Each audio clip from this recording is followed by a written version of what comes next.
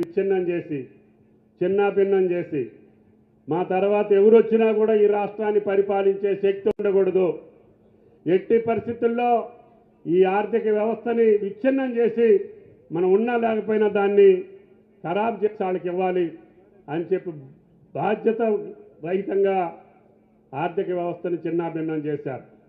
అన్ని వ్యవస్థల్లో కూడా అప్పులు ఇచ్చారు, అన్ని శాఖలలో కూడా పెండింగ్లు పెట్టారు, అన్ని బ్యాంకుల్లో కూడా ఇంకా మనం అప్పు అడిగేదానికి కూడా అవకాశం లేకుండా అప్పులు చేసి భట్టి గారికి అప్పచెప్పారు.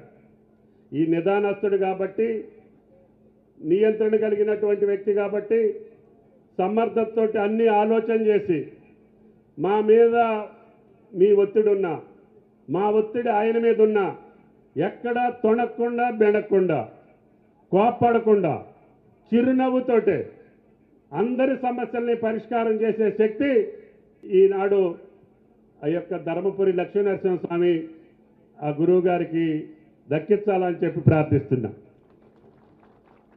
ఆయన ఈ 2 సంవత్సరాలు అప్పులు తీర్చుకుంటూనే వడ్డీలు కట్టుకుంటూనే పాత పథకాలన్నింటినీ సాగించుకుంటూనే మళ్ళీ కొత్త పథకాలు ఏదైతే చెప్పామో వాటిని అన్నింటినీ కొనసాగించుకుంటూ భారతదేశంలో సంక్షేమ రాజ్యాన్ని ఒక తెలంగాణ రాష్ట్రంలో జరుగుతుందని భారతదేశం మొత్తం చెప్పుకునేటటువంటి విధంగా ఇన్ని కష్టాల్లో ఉన్న సమర్థవంతంగా నడుపుతున్నటువంటి భట్టి గారికి ఆ దేవుడు ఇంకా ఆశీర్వదించి ప్రజలు అడిగినటువంటి సమస్యలు మన మీద పెట్టుకున్నటువంటి ఆశలకు అనుగుణంగా అవసరాలకు అనుగుణంగా అన్ని డిపార్ట్మెంట్ని సమన్వయం చేస్తూ ముందుకెళ్తున్నారు. తప్పకుండా తెలంగాణ రాష్ట్రం ఆయన ఆధ్వర్యంలో ఆర్థిక పరిస్థితి మెరుగుపరుచుకుంటూనే మనం ఇచ్చినటువంటి మాటని నిలుపుకుంటూనే అన్ని రకాలుగా ఇప్పుడు నా శాఖకి సంబంధించే సుమారు ఈ 2 సంవత్సరాల్లోనే 1,00,000 కోట్లు ఖర్చు పెట్టినటువంటి ఏకైక ప్రభుత్వం రేవంత్ రెడ్డి గారి ప్రభుత్వం అని చెప్పి మీకు ఈ సందర్భంగా మనం చేస్తున్నాం. ప్రతిపక్షాలు అనుకున్నాయి, పదవులు పోయిన వాళ్ళు అనుకున్నారు, వీళ్ళు 2 లక్షల రుణమాఫీ అన్నారు, ఏడున్నాయి మనమంతా సున్నా చేసి పెట్టాం కదా ఇవ్వలేరులే, దాని గురించి మనం దెబ్బలాడదాం అనుకున్నారు. పాపం ఆయన ఎక్కడ తెచ్చిండో ఎట్లా తెచ్చిండో భగవంతుడికి తెలియాలి. 25 లక్షల మందికి 21,000 కోట్ల రూపాయలు రుణమాఫీ చేసినటువంటి ఘనత. 2 లక్షలు అంటే 2 లక్షలు బ్యాంకుల్లో పంట రుణాలు తీసుకున్నటువంటి ప్రతి రైతుకి రుణమాఫీ చేసినటువంటి ఘనత భారతదేశంలో రేవంత్ రెడ్డి గారి ప్రభుత్వం అని చెప్పి కూడా మీకు ఈ సందర్భంగా మనం చేస్తున్నాం.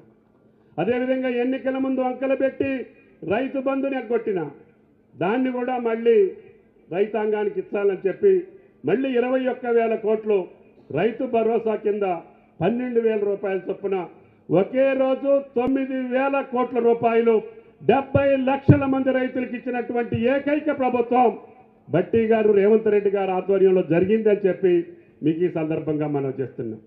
ఇంకా ధాన్యం కొనుగోలు మీరు చూస్తున్నారు. మీరు ఎన్ని లక్షల టన్నులు ధాన్యం పండించినా కొనగల శక్తి తెలంగాణ రాష్ట్రానికే ఉంది. ఈనాడు భారతదేశంలో అత్యధికంగా వరి పండించేటటువంటి రాష్ట్రం తెలంగాణ రాష్ట్రం, రేవంత్ రెడ్డి గారి రాష్ట్రం. అందుకనే 1,83,000 కోట్లు, 1,83,00,000 టన్నులు వరి ధాన్యాన్ని పండించినటువంటిది. భారతదేశంలో అన్ని రాష్ట్రాలను మించి నెంబర్ 1 స్థానంలోకి వచ్చాం. చైనా దేశాన్ని కూడా మితిమీరి ఏదైతే దిగుబడి ఉందో మన కర్షకులు రైతులు పెద్ద ఎత్తున ధాన్యాన్ని పండిస్తున్నారు. పండించిన ధాన్యాన్ని కొనటమే కాకుండా సన్న ధాన్యాన్ని పండిస్తే 500 ఇస్తామని చెప్పాం. ఇప్పటికే 3,000 కోట్ల రూపాయలు రైతులు జమ చేశాం. ఇంకా కొద్దిగా ఏదైనా రావాల్సి ఉంటే కూడా తప్పకుండా బోనస్ 500 మీకు ఇస్తామని చెప్పి కూడా మీకు ఈ సందర్భంగా మనం చేస్తున్నాం. యాంత్రీకరణ మర్చిపోయాం.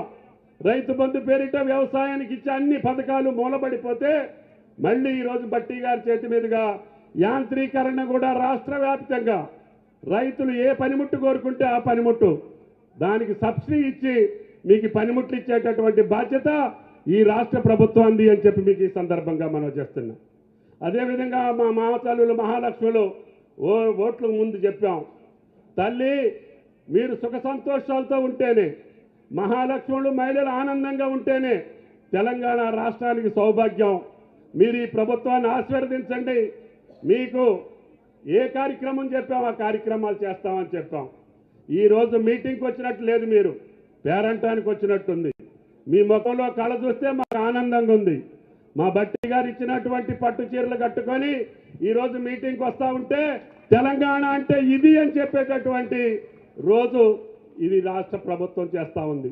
అంతేకాకుండా మీరు ఏములవాడకు పోవాలన్నా, హైదరాబాద్కి పోవాలన్నా, అత్యవసరంగా ఏదన్నా పని ఉంటే గతంలో మాదిరిగా మీ ఆయన్ని రూపాయి అడిగే పని లేదు. తిన్నగా బస్సు ఎక్కి అమ్మగారింటికి వెళ్ళొచ్చు, అమ్మగారింటికాడ నుంచి అత్తగారింటికి వెళ్ళొచ్చు, అత్తగారింటికాడ నుంచి ఆలయానికి వెళ్ళొచ్చు. మీ యొక్క స్వతంత్రాన్ని, మీ యొక్క వ్యాపారాలకి, మీ యొక్క అవసరాలకు తగ్గట్టుగా కొన్ని వందల కోట్లు, నెలకి 300 కోట్లు సుమారు ఆర్టీసీకి ఇచ్చి మిమ్మల్ని బస్సు ఎక్కించి పంపించేటటువంటి బట్టి గారు ఉన్నారు, ఈ జిల్లా మంత్రి పొన్నం గారు ఉన్నారు. కాబట్టి అన్ని పథకాలని ఒక్కొక్కటి మేము తీర్చుకుంటూ వస్తున్నాం. ఈరోజు ఒక్కొక్క స్కూల్ మీ పిల్లల కోసం యంగ్ ఇండియా ఇంటర్నేషనల్ స్కూల్ అంటే 250 కోట్లు అంటే నా గుండె పగిలింది. అయినా సరే బట్టి గారు ఎక్కడా కూడా తొట్టుపడకుండా నేను కడతాను, మీకెందుకు, ప్రతి నియోజకవర్గానికి కడతానని చెప్పి ఈ రోజున శంకుస్థాపన చేసి ఆ కార్యక్రమాలు కొనసాగించేటటువంటి శక్తి ఈరోజు బట్టి గారికి ఈ రాష్ట్ర ప్రభుత్వం ఇచ్చింది అని చెప్పి ఈ సందర్భంగా మనం చేస్తున్నాం. అంతేకాకుండా రేపు సంవత్సరం వచ్చే పుష్కరాలకి మీ యొక్క ధర్మపురే కాదు, పక్కనున్నటువంటి వేములవాడ పనులు కొనసాగించడమే కాదు, బాసర దగ్గర నుంచి భద్రాచలం దాకా ఉన్న దేవాలయాలన్నిటి అభివృద్ధి చేసి, ఇది యొక్క పుణ్యభూమి, ఈ యొక్క తెలంగాణ అంటేనే దేవతలు నివసించినటువంటి ఈ యొక్క పుణ్యభూమి, ఈ యొక్క తెలంగాణలో ఉంటా గోదావరి తీరంలో, ఆ పక్క కృష్ణానది తీరంలో ఉన్నటువంటి అన్ని ఆలయాల్ని పెద్ద ఎత్తున అభివృద్ధి చేసి టెంపుల్ టూరిజాన్ని క్రియేట్ చేసి మీ అందరికీ కాకుండా భారతదేశ వ్యాప్తంగా తెలంగాణ రాష్ట్రం వెళ్ళి చూడాలి అనేటటువంటి విధంగా రేపు రాబోయే సంవత్సరంలో పుష్కరాలు నిర్వహించబోతున్నాం. మళ్ళీ తర్వాత సంవత్సరంలో కృష్ణా పుష్కరాలు నిర్వహించబోతున్నాం. ఈ రకంగా సంక్షేమం ఒక పక్క, అభివృద్ధి ఒక పక్క, ఆలయాలు ఒక పక్క, విద్య ఒక పక్క, వైద్యం ఒక పక్క, ఎన్ని వందల వేల కోట్ల రూపాయలైనా సరే వెనకాడకుండా రేవంత్ రెడ్డి ఈ ప్రభుత్వం బట్టి గారి యొక్క సహకారంతో ముందుకెళ్తున్నాం. కాబట్టి గాలి మాటలు చెప్పేటటువంటి వాళ్ళు ప్రభుత్వంలో ఉండి అన్నిటి ఎగనామం పెట్టి ఈరోజు అది లేదు ఇది లేదని కారు కోతలు కూసేటటువంటి రాజకీయ పార్టీల యొక్క విషయాలు మీరు పట్టించుకో